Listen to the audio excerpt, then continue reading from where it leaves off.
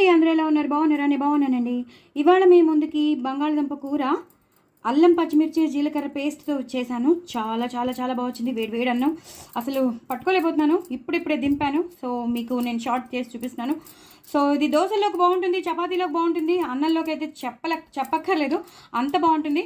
So masala dosa చేసుకుంటాం కదండి. మసాలా దోశ వేసినప్పుడు పైనుంచి ఈ కూర వేసేసారనుకోండి, కాసేపైకి ఇలా మనం దోశని ఇలా తిప్పేయచ్చు, అంతే మసాలా దోశ రెడీ అయిపోతుంది.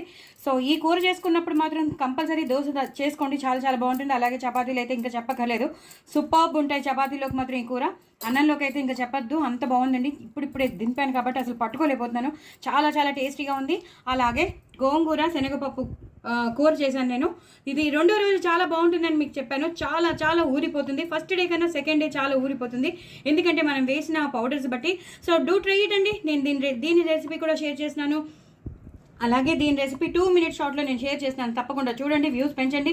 నా ఛానల్ని సబ్స్క్రైబ్ చేసుకోమని అందరికీ చెప్పండి, సపోర్ట్ చేయండి. చాలా చాలా టేస్టీ అయిన బంగాళదుంప అల్లం పచ్చిమిర్చి వేసిన కూర చాలా చాలా టేస్టీగా ఉంటుంది. దీన్ని మాత్రం అసలు వదలొద్దు.